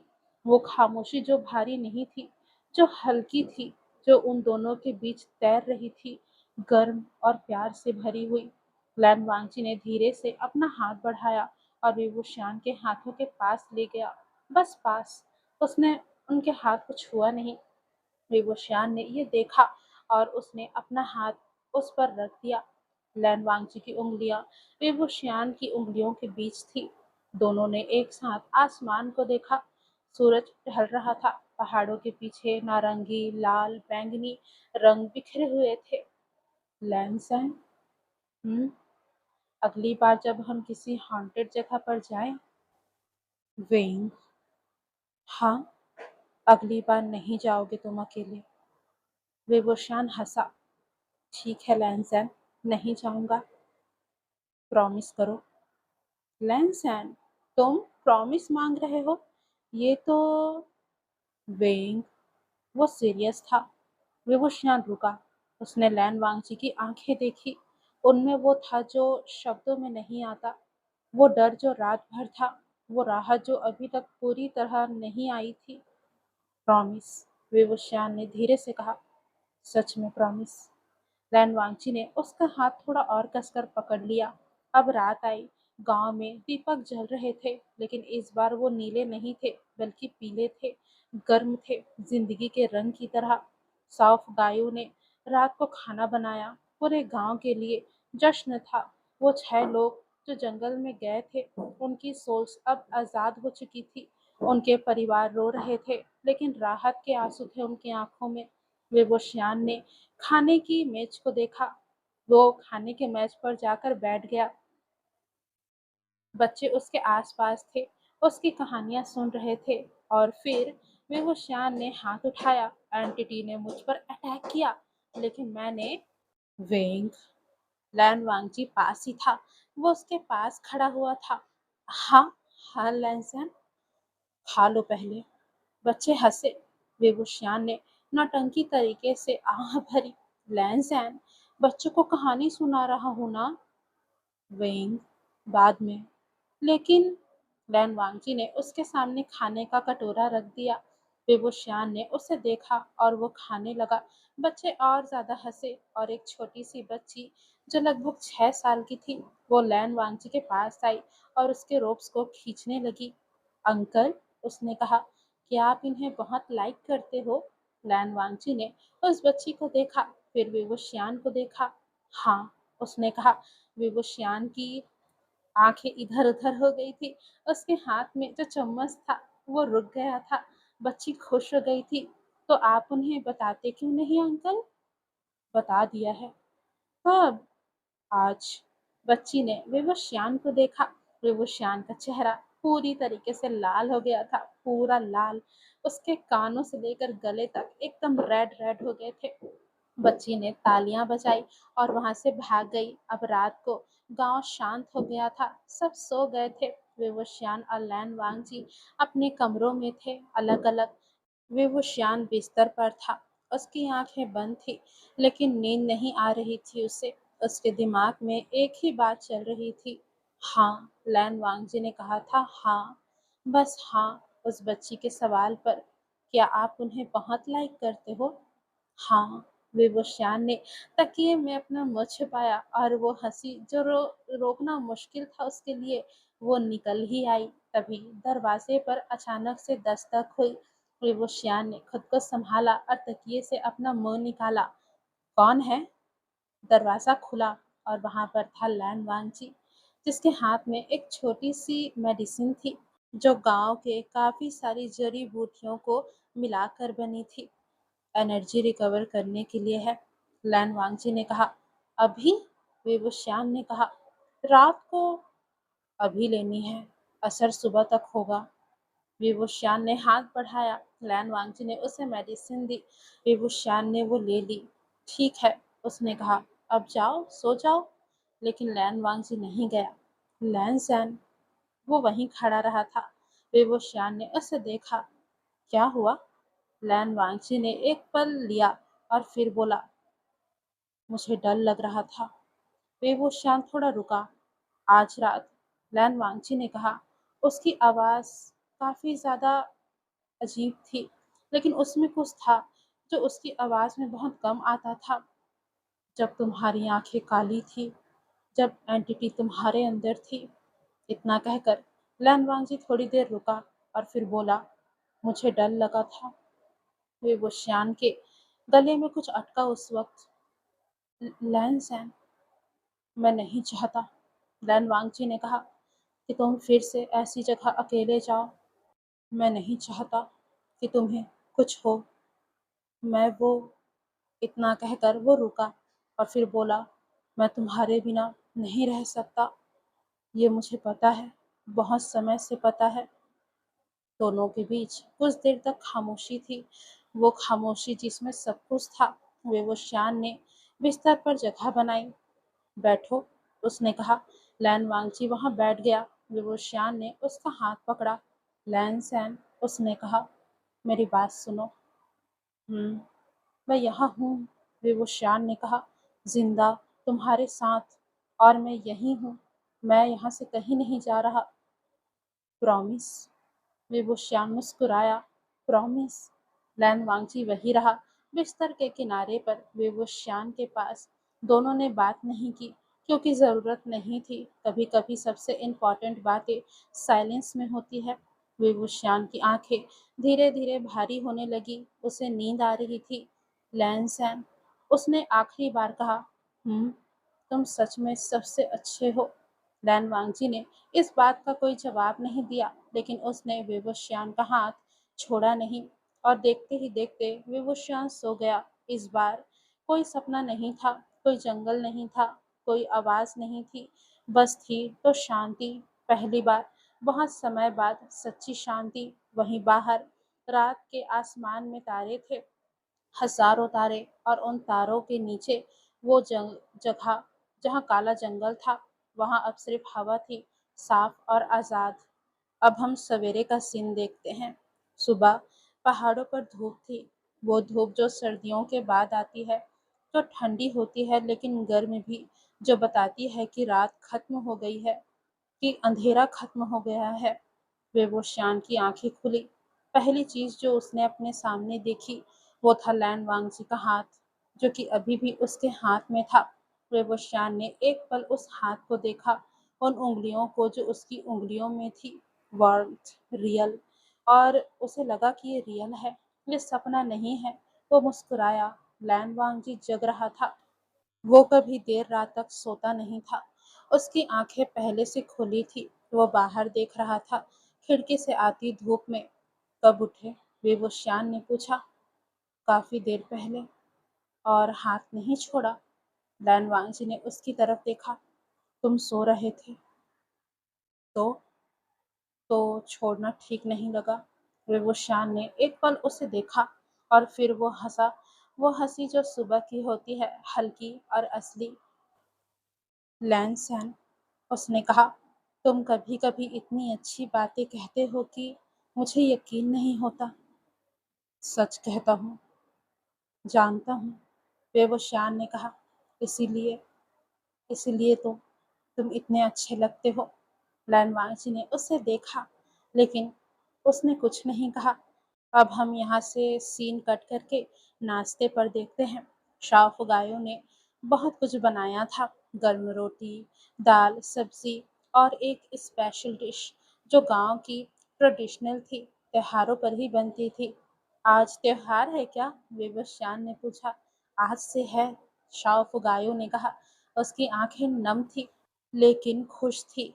हर साल इस दिन हम उन्हें याद करेंगे जो गए हैं, और उन्हें भी जिन्होंने हमें आज़ाद किया है। वेबुशान थोड़ा असहज हुआ। वो हमेशा असहज हो जाता था जब लोग उसे हीरो की तरह देखते थे। हमने कुछ खास नहीं किया, उसने कहा। वेंग, लैन वांगची ने धीरे से कहा। वेबुशान रुका। लैन वांगची ने उसे एक नजर देखा और बोला, एक्सेप्ट करो। वेबुशान ने सांस ली और साव फिगायो की तरफ मुड़ा। शुक्रिया, उसने कहा। सच में शुक्रिया। ज़ाओ फुगायो ने अपने हाथ जोड़े और बहुत ही ज़्यादा आदर के साथ उन दोनों का शुक्रिया अदा किया। अब उन दोनों के जाने का वक्त आया। गांव के सब लोग बाहर आ गए, बच्चे, बूढ़े, औरतें, सब।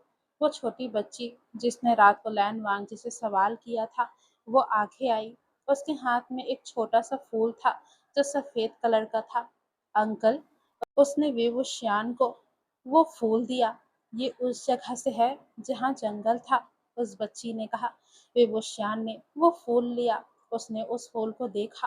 वो छोटा, नाजुक था, और वो उस जंगल का पहला फूल था, उस जमीन का पहला फूल जो सदियों तक अंधेरे में था। उसकी आंखें भर आई। शुक्रिया, उसने कहा बच्ची से, लेकिन शायद उन सोल्स से भी, शायद उस जमीन से भी। बच्ची ने लैन वांगची को भी देखा। और आप अंकल, उसने कहा, उनका ख्याल रखना। लैन वांगची ने उस बच्ची को देखा और कहा, रखूंगा। बच्ची संतुष्ट होकर वहां से भाग गई। बेबुशियान ने लैन वांगची को देखा। दोनों ने कुछ नहीं कहा, लेकिन वो फूल, बेबुशियान ने उसे अपने रोब्स में रख लिया, अपने दिल के पास। अब रास्ते पर वो दोनों चल रहे थे, क्लाउड रिसिस की तरफ। पहाड़ी रास्ता था, घुमावदार, दोनों तरफ पेड़ थे, लेकिन ये पेड़ अलग थे। ये जिंदा थे, हरे थे, उनमें चिड़िया भी थी। हवा भी थी, आवाज़ें भी थी। विवस्वान को ये अच्छा लग रहा था। लैंसन, क्लाउडियस पहुँचने में और कितना वक़्त लगेगा? लगभग आधा दिन। ठीक है, विवस्वान ने चैनचिंग निकाली। तो मैं रास्ते में इसे बचाऊँ? हाँ, बचाओ। विवस्वान ने उसे देखा। सच में? एनर्जी रिकवर करने में मदद करेगा। विवस्वान हंसा। तुमने पहले कभी मुझे बचाने से नहीं रोका, लेकिन अब परमिशन भी दे रहे हो। लैंसन, तुम बदल रहे हो। नहीं, नहीं बदल रहा। बदल रहे हो। नहीं, बदल रहे हो। वेंग, ठीक है। विवस्वान ने चैनचिंग उठाई और बचाता हूँ कहकर उसे बजाने लगा। विवस्वान ने बजाना शुरू किया। वो धुन जो उसकी अपनी थी, वो जो उसे ब्यूरियल माउंट्स में बनाई थी, वो जो उसने रात को एंटिटी से लड़ते वक्त गाई थी। लेकिन अब इसमें कुछ अलग था। वो धुन जो पहले अकेली थी, अब अकेली नहीं थी। उसमें कुछ था जो लैन वांगची का भी था। वो स्थिरता, वो वार्मथ, वो प्रेजेंस जो बिना बोले सब कह देती थी। लैन वांगची चलता रहा और सुनता रहा, और उसके चेहरे पर वो एक्सप्रेशन था जो बहुत कम लोगों ने देख रखा था। वो शांति जो बाहरी नहीं थी, वो अंदर से आती थी। आधे रास्ते पर एक छोटा सा पानी का झरना था। दोनों वहां रुके। वेवूशियान ने चैनचिंग नीचे रखी और पानी पिया। पानी ठंडा था, साफ था। लैंगसैन, उसने कहा, हम्म, एक बात पूछूं? पूछो। वेवूशियान ने पानी में अपना चेहरा देखा। पानी हिल रहा था। उसका रिफ्लेक्शन थोड़ा धुंधला था, लेकिन उसके पीछे लैन वांगजी का रिफ्लेक्शन था, क्लियर। जब एंटिटी ने तुमसे कहा था कि, वेवूशियान ने ये कहा कि मुझे छोड़ दो, कि तुम जाओ, कि तुम खुश रहोगे। उसने लैन वांगची को देखा और बोला, उस पर तुमने क्या सोचा था? लैन वांगची ने उसे देखा। कुछ नहीं। सच में? एंटिटी का ऑफर सुनने लायक नहीं था। क्यों? लैन वांगची ने एक पल लिया, फिर बोला, क्योंकि उसने कहा, तुम्हारे बिना खुशी, तुम्हारे बिना खुशी खुशी नहीं है। बेवशान ने पानी को देखा। उसका रिफ्लेक्शन अब धुंधला नहीं था, साफ था, और उसमें एक मुस्कुराहट थी। वो मुस्कुराहट जो उसकी सबसे असली थी, वो जो सिर्फ तब आती है जब वो हैप्पी होता है। लैंसन, उसने कहा, हम्म, मुझे पता है कि तुम कम बोलते हो। और मुझे पता है कि तुम्हारे लिए अपनी फीलिंग्स को बयां करना भी आसान नहीं है। लैन वांगची चुप रहा, लेकिन विवस्वान ने उसकी तरफ मुड़ कर देखा और बोला, जो तुम करते हो वो वर्ड्स से ज्यादा होता है, हमेशा। लैन वांगची ने उसे देखा। जैसे? उसने पूछा। शायद वो जानना चाहता था।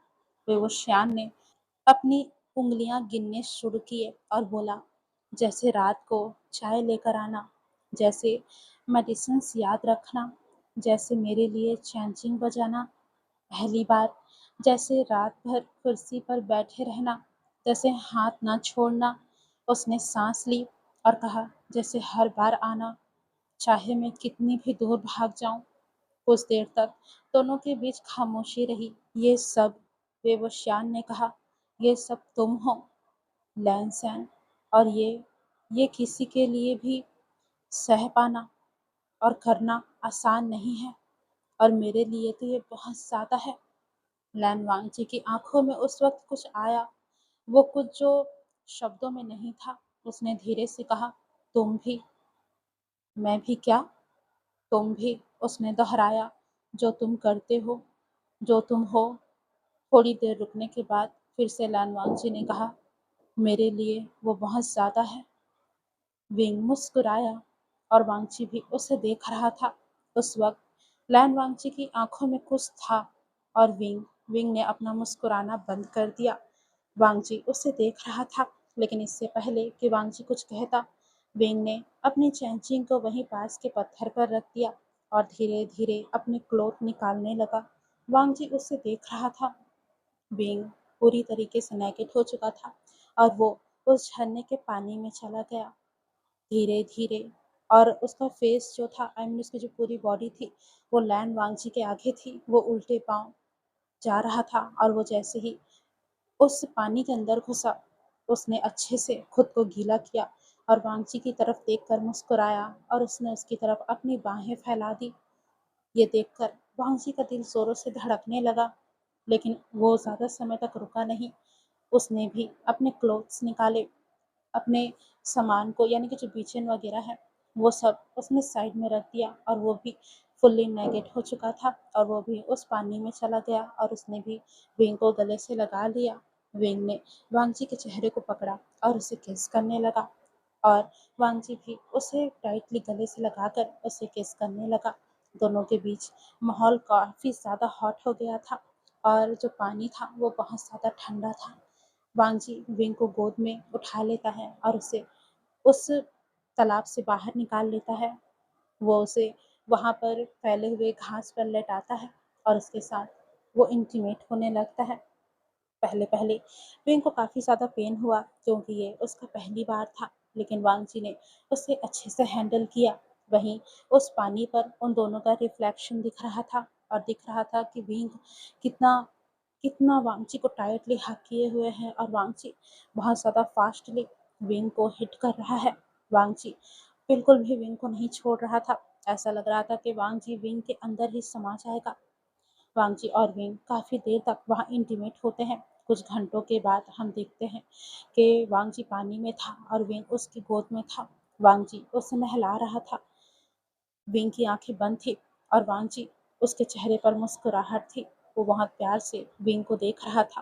वो देख रहा था कि विंग के बॉडी पर उसके बाइट हैं, जो कि पूरी उसकी बॉडी पर रेड रेड हो चुके हैं। वो ये सब देखकर मुस्कुरा रहा था और उन सभी निशानों को भी टच कर रहा था और विंग ये महसूस कर पा रहा था कि वांगजी जो है वो कितना ज़्यादा नॉटी है। विंग ने जितना शरीफ वांगजी को समझा था वो उतना शरीफ नहीं है, लेकिन वो भी कुछ नहीं कहता, वो भी मुस्कुराता है और वांगची विंग को कपड़े वगैरह पहनाता है और खुद भी रेडी होता है। विंग उसे देख रहा था। विंग बोलता है, तो क्या अब हम चलें? तो वांगची उसके पास आता है और बोलता है, हाँ, लेकिन उससे पहले एक चीज़ बाकी है। विंग पूछता है, क्या? और वांगची विंग के गले पर हाथ डालता है और उसे डीपली किस करता है, इतने डीपली कि विंग को सांसें लेना मुश्किल हो गया था। उन दोनों का किस काफ़ी लॉन्ग चलता है और जब वांगची को सांस लेने में परेशानी होती है तब जाकर वो विंग के लिप्स को छोड़ता है। विंग के लिप्स बहुत ज़्यादा रेड हो गए थे और विंग बहुत ज़्यादा हाँफते हुए सांस ले रहा था। वांगची विंग के सीने पर अपना हाथ रखकर उसके सीने को सहलाने लगता है और विंग बड़ी बड़ी आंखों से वांगची को देखने लगता है। विंग को ऐसा लग रहा था कि जैसे वांगजी उसे खा ही जाएगा और वांगजी के कान पूरे रेड हो गए थे क्योंकि वो विंग की आंखों को देखकर समझ गया था कि विंग क्या सोच रहा है। लेकिन फिर विंग मुस्कुराता है और वांगजी भी प्यार से मुस्कुराता है। अब वो दोनों चलते हैं। वो दोनों चलते रहे थे। रास्ता लंबा था, लेकिन किसी को जल्दी नहीं थी। विवोशान बोलता रहा, इधर उधर की बातें, गांव की, बच्चों की और उस बच्ची की जिसने लैन वांगची से सवाल किया था। और वहीं लैन वांगची उसकी बातें सुनता रहा। बीच बीच में वो एक बार भी बोल देता और कभी कभी एक छोटा सा जवाब भी दे देता, लेकिन वो सुन रहा था पूरी तरीके से, जैसे हमेशा सुनता था। और वो श्याम जो पूरी जिंदगी ऐसे लोगों के बीच रहा था जो उसे सुनते नहीं थे, उसे पता था कि ये कितनी बड़ी बात है कि कोई इंसान उसे सुन रहा है। अब हम शाम का वक्त देखते हैं। क्लाउड रिसेस अब दिखने लगा था। सफेद दीवारें पहाड़ पर, बादलों में। वेवोशान रुका। उसने लैन वांगची को देखा। लैन सैन, क्लाउड रिसेस, उसने कहा, पहली बार जब मैं यहाँ आया था मुझे लगा था कि ये जगह मेरे लिए नहीं है। और अब वेवोशान ने सोचा, सच में सोचा और बोला, अब उसने कहा, लगता है जैसे ये घर है। लैन वांगची ने उसे देखा। क्योंकि तुम यहाँ हो, विवोश्यान ने सीधे कहा, बिना शरारत के, बिना नाटक किए। घर जगह नहीं होती लैन सैन, घर इंसान होता है। लैन वांगची जो कभी नहीं हिलता था एक पल के लिए हिला। उसने विवोश्यान को देखा और धीरे से, इतने धीरे से कहा, तुम भी। विवोश्यान समझ गया, तुम भी मेरा घर हो, ये लैन वांगची बोल रहा था। क्लाउड रिसीज के दरवाजे पर जूनियर डिसिपल्स थे। उन्होंने हांग वांग चुन को देखा। वो झुके और उन्होंने प्रणाम किया। फिर उन्होंने वे वो श्यान को देखा और फिर वो फेमिलियर असहजता जो हमेशा होती थी जब लोग एलिंग पैट्रियार्क को देखते थे, इस बार नहीं थी। एक जूनियर ने छोटा सा, वो नया लग रहा था, उसने कहा, विगोंगसा, आप वापस आ गए? विवस्वान ने उसे देखा। हाँ, उसने कहा। हम, जूनियर ने हिचकिचाया, फिर बोला, हम चिंतित थे। विवस्वान को कुछ हुआ। वो वार्मथ जो तब आती है जब तुम्हें पता चले कि तुम्हारी केयर की जाती है। शुक्रिया, उसने कहा और अंदर गया। उसके कमरे में सब वैसा ही था। उसकी किताबें, उसके स्क्रॉल्स, उसकी वो छोटी सी चीजें जो उसने यहाँ वहाँ से इकट्ठी की थी। विवस्वान ने अपने रोब्स उतारे और वो फूल निकाला, वो छोटा सा सफेद फूल जो उस जमीन का था जहाँ सदियों से अंधेरा था। उसने उसे एक छोटी सी जार में रखा और पानी डाला और साथ ही उसे खिड़की के पास रख दिया धूप में। उसी वक्त दरवाजा खटखटाया किसी ने। आओ। जब विवस्वान ने देखा तो वहाँ लैन वांगजी था। उसके हाथ में 2 कप चाय थी। विवस्वान ने ये देखा और हंसा। फिर से? लैन, तुम और चाय पियो विंग। विवस्वान ने कप लिया। दोनों खिड़की के पास बैठ गए। वो फूल उन दोनों के बीच था, छोटा, सफेद, जिंदा। लैन, एक कन्फ्यूजन है। लैन वांची ने उसे देखा। उस रात विवस्वान ने कहा, जब एंटिटी मेरे अंदर थी, जब मैं अंदर से लड़ रहा था, उसने चाय का कप घुमाया और बोला, एक पल आया था जब एंटिटी ने कहा था कि मैं थका हुआ हूँ, कि मैं सब कुछ छोड़ दूँ। लैन वांगजी चुप रहा और वो उसकी बात सुन रहा था। और उस पल में विवस्वान ने कहा, एक सेकंड के लिए, बस एक सेकंड के लिए मैंने सोचा कि शायद वो सही है। जैसे ही विंग ने कहा, कुछ देर तक दोनों के बीच खामोशी रही। फिर विंग ने कहा, लेकिन फिर तुमने मेरा नाम लिया। विंग। हाँ, बस वो शब्द। विवस्वान ने लैन वांगजी को देखा और वो एक सेकंड खत्म हो गई। वो थकान, वो जो एंटिटी कर रही थी, वो खत्म हो गई। लैन वांगजी की आंखों में उस वक्त कुछ था, क्योंकि विवस्वान ने कहा, तुम हो, इसलिए तुम्हारी आवाज़, तुम्हारा होना, वो मुझे वापस लाता है हर बार। लैन वांगजी ने चाय का कप नीचे रखा और उसने विवस्वान का हाथ पकड़ा दोनों हाथों से, जैसे वो छोड़ेगा नहीं, जैसे कभी नहीं छोड़ेगा, ये वो बता रहा हो। विंग, उसने कहा। विवस्वान ने लैन वांगजी की स्टाइल में कहा। लैन वांगजी के चेहरे पर बहुत हल्के से कुछ आया, वो जो मुस्कुराहट नहीं थी लेकिन उससे ज्यादा थी। मत जाना। कहाँ? कहीं भी, उसने कहा। अकेले मत जाना, मुझे बता कर जाना, मुझे साथ लेकर जाना।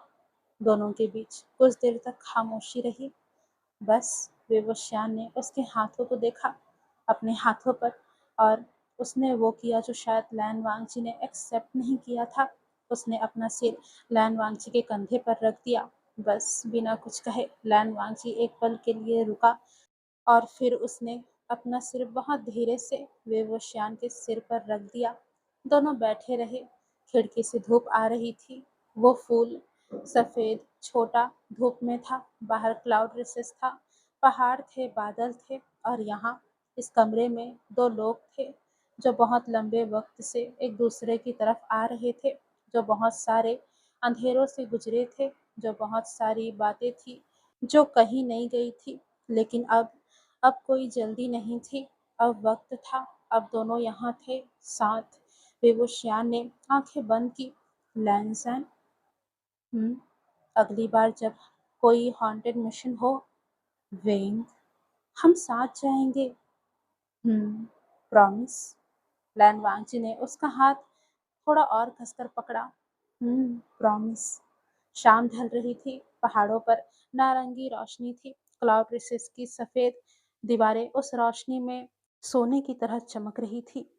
और उस कमरे की खिड़की में वो छोटा सफेद फूल था, पहला, उस जमीन का जो सदियों से अंधेरे में थी और अब धूप में थी। कुछ लोग डार्कनेस से डरते हैं, कुछ लोग डार्कनेस में रहते हैं, और कुछ लोग कुछ लोग एक दूसरे के लिए डार्कनेस से लड़ते हैं, जैसे विवोशियान और लैन वांगजी। वो दूसरे वाले थे जो एक दूसरे से डार्कनेस से लड़े थे और उनके प्यार की जीत हुई थी। तो फ्रेंड्स, ये स्टोरी जिसका नाम था ब्लैक रूट्स, ये यहीं ख़त्म होती है। उम्मीद है आप लोगों को ये प्यारी सी लव स्टोरी पसंद आई होगी। और जैसे कि मैंने इसे अपलोड कर दिया था, पर कुछ दिक्कतों के कारण वॉइस इसमें से गायब हो गई थी, तो मुझे इसे वापस से रिकॉर्ड करना पड़ा। मैंने कोशिश की कि मैं जल्दी करूँ, पर मुझे लगता है कि फिर से मैंने काफ़ी लेट अपलोड किया, इसके लिए आई एम रियली सॉरी। इसका एक ख़ास कारण है कि मेरे घर में काम चल रहा है, जो अभी लॉन्ग टाइम तक चलेगा। बीच-बीच में आपने जो वॉइस सुनी होगी, जैसे कि अभी, ये उसी की है। तो इसके कारण भी मुझे थोड़ा टाइम लग रहा है, मुझे रुक-रुक के करना पड़ रहा है। पर मैं कोशिश करूँगी कि मैं जल्दी ही, मतलब जल्दी कंटिन्यू कर पाऊँ। आई होप कि ऐसा हो कि मैं जल्दी से जल्दी ढेर सारी वीडियो आप लोगों के साथ शेयर कर पाऊँ। और गाइस, इस बार प्लीज़ मुझे सुन के बताना कि वॉइस है कि नहीं, क्योंकि मेरे तरफ से मैं कर सकती हूँ, मैं डाल सकती हूँ, लेकिन उसका रिस्पॉन्स कैसा है वो तो आप लोगों पर डिपेंड करता है ना। मैंने तो अपने तरफ से 100% दिया है, लेकिन आप सबका रिएक्शंस कैसे होते हैं, इस पे ज़्यादा मायने रखता है। तो प्लीज़ आप सभी मुझे बताइएगा कि आप सभी को ये स्टोरी कैसी लगी, और हम मिलते हैं हमारे अगले स्टोरी में। गाइस, प्लीज़ आप सभी लाइक कीजिएगा, सब्सक्राइब कीजिएगा और कमेंट करके मुझे ज़रूर बताइएगा कि ये स्टोरी कैसी लग रही है। इसके बाद अगली आपको कौन-सी स्टोरी चाहिए, मुझे ज़रूर बताइएगा। क्या इसके बाद मैं द ब्लैक शैडो का सीज़न 2 लेकर आऊँ, या फिर कोई और स्टोरी लेकर आऊँ? ये मुझे बताइएगा। वैसे मैं एक हट के स्टोरी जो कि ब्लैक मैजिक के ऊपर है, उस पर मैं काम कर रही हूँ। मैंने काफ़ी रिसर्च किए हैं, मुझे पता चला है कि कुछ ब्लैक मैजिक रियल में अभी भी एग्ज़िस्ट करती है इस वर्ल्ड में। तो मैं उस ब्लैक मैजिक के बारे में जो है रिसर्च कर रही हूँ, उसकी डिटेल्स जान रही हूँ। और अगर मुझे वो उसकी डिटेल्स जो है सारी पता चल गई, तो वो स्टोरी मैं लिख रही हूँ। बहुत जल्दी मैं वो स्टोरी आप सभी के साथ शेयर करूँगी। वो अभी इनकम्प्लीट है, कंप्लीट नहीं हुई है। और उसमें जो चीज़ें होंगी, यानी कि उसमें जो एंटिटी होगी, जो रिचुअल्स होंगे, वो मैं आपको बताऊँगी कि वो रियल है कि नहीं। और मैं बहुत ज़्यादा हैरान हुई कि ये चीज़ें वाक़ई में इतनी खतरनाक चीज़ें अभी भी इस दुनिया में एक्ज़िस्ट करती हैं, और वो इंसानों के द्वारा ही की गई हैं। कैसे कैसे कोई इंसान किसी की ज़िंदगी को इस तरीके से बर्बाद कर सकता है? ये देखकर मैं हैरान थी, और बहुत सारी चीज़ें मुझे पता चल रही है, जो आने वाले टाइम में मैं आप सभी के साथ शेयर करूँगी। जिस तरीके से मैं इस वक़्त हैरान हूँ, उन सभी चीज़ों के बारे में पता लगाकर आप लोग भी हैरान होंगे उन रियल स्टोरी को जानकर। तो चलिए, मिलेंगे हम दूसरी स्टोरी में। लेकिन हाँ, कमेंट में मुझे ज़रूर बता देना कि नेक्स्ट आपको क्या चाहिए? कोई दूसरी स्टोरी चाहिए, या फिर द ब्लैक शैडो का सीज़न 2 चाहिए? फिर मैं उसी के हिसाब से लेकर आऊँगी। और आप सभी अपना सपोर्ट दिखाते रहिएगा, प्यार दिखाते रहिएगा। मिलेंगे हम अगली स्टोरी में। सभी अपना ध्यान रखें। Bye guys.